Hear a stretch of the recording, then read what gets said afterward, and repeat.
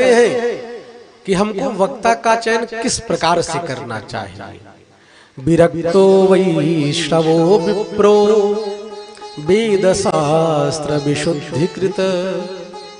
कहा वक्ता कैसा होना चाहिए महाराज, कहा विरक्त होना चाहिए। तो लोग विरक्त का अर्थ समझ लेते हैं जो घर बार छोड़ दिया है।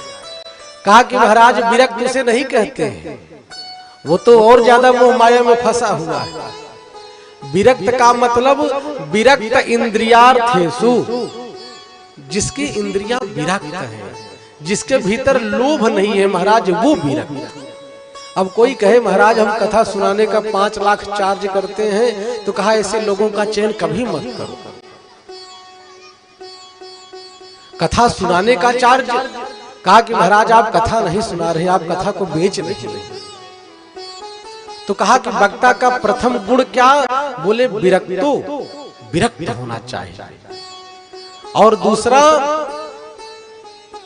वैष्णवो, वो परम वैष्णव हो जो हमारा ऊर्ध्वपुंड इत्यादि लगा है, जो विष्णु के उपासक हो, नारायण के उपासक हैं। कहा चयन करें कि विरक्त हो, दूसरा वैष्णव।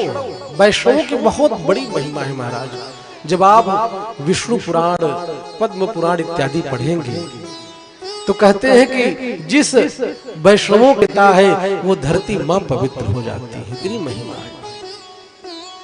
कहा कि ये 3 स्वरूप कौन, बोले ये राम, ये लक्ष्मण और बीच में मां सीता। और कहा कि ये जो नीचे का, बोले ये आसन दिया जाता है कि हमारे भगवान सीता रामचंद्र जी इस आसन पर विराजित हो। इस प्रकार से कहा कि विरक्त हो, वैष्णव हो। और तीसरे नंबर पर यह हम लोगों को सावधानी रखनी चाहिए, क्या, विरक्तो वैष्णवो विप्रो ब्राह्मण। ब्राह्मण का चयन करना चाहिए।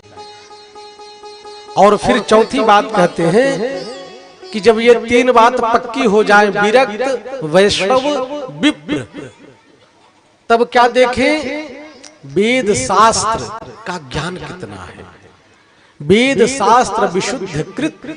और कहा कि महाराज जो वेद शास्त्र में निष्णात हो, विद्वान हो, और इतना ही नहीं, दृष्टांत कुशलो धीराः, दृष्टांत भी दे तो शास्त्र का दृष्टांत दे, लौकिक दृष्टांत न दे। दृष्टांत धीराः वक्धीराः वक्ता कार्योति निष्प्रियः, ऐसे वक्ता कार्योति निष्प्रियः, ऐसे वक्ता का चयन करना चाहिए।